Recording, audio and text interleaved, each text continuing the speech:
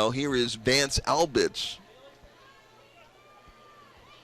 And Brian Polberg, again, he did have the right-hander, Malcolm Culver, warming up. But I wonder if Poli is now concerned with the potential of extra innings and not having enough pitching, where Selman is going to stay in the game here, even though the bases are now loaded. First pitch to Albitz. It is a fastball called for a strike.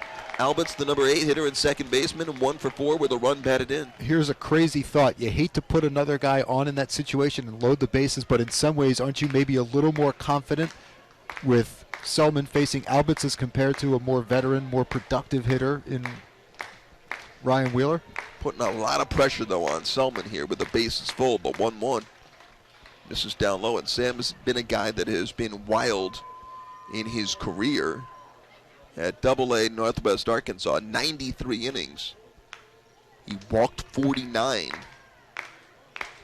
He was 4-6 there. Initially a starter, then converted to relief in early July. The 1-1 swung on and lifted in the air, foul off to the right. And so for the third time in this inning, the Salt Lake Bees are down to their final strike. 8-7 Storm Chasers.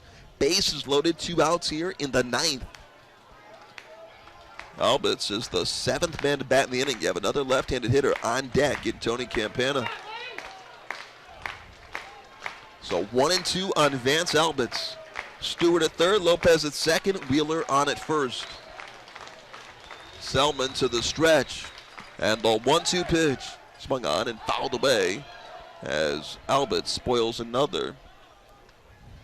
Vance Albitz, 5'7", 170 pounds, second baseman, 26 years of age. We've seen him before with Memphis. 2 out of 10 in this series with a sacrifice bunt. Steps out of the box for a second. Now we'll dig back in. Selman is kind of hunched over, checking in for signs. Set, and the 1-2. Breaking ball, hammered, foul. So that was a pitch that was kind of in, and Albitz was out in front of it and hooked it foul. And Albitz again just taking a little stroll outside the home plate circle to kind of figure out what might be coming next. Just the second AAA appearance for Sam Selman, and he's in a huge spot here. A 1-run Storm Chasers lead. Bases loaded, 2 outs, top of the 9th, and a 1-2 pitch coming to Albitz. It is a fastball that misses down low, 2-2. Storm Chasers pitching. They have walked 9 tonight.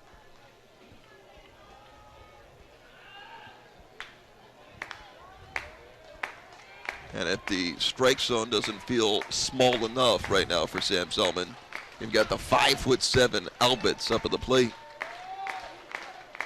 Bases loaded, and the 2-2 swung on and fouled back. Pena mask and helmet off, and this one ends up into the seats behind the netting, behind home plate. And so once again, 2 balls, 2 strikes.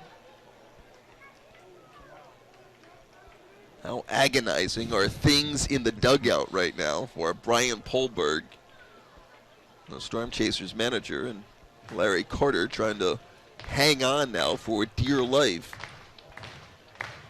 With an 8-7 lead and the bases loaded, 2 men out. And again, 2 ground ball outs to start this inning. Since then, a single, a walk, a single, and a walk. Bases loaded, and the 2-2 to Albitz.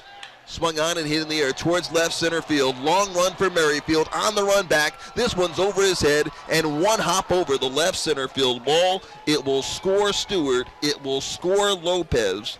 3 runs into the inning. Wheeler came home. He'll have to go back to third. But it's a 3-run inning for the Salt Lake Bees, and they now have the lead at 9-8. So it's a 2-run double for Albitz.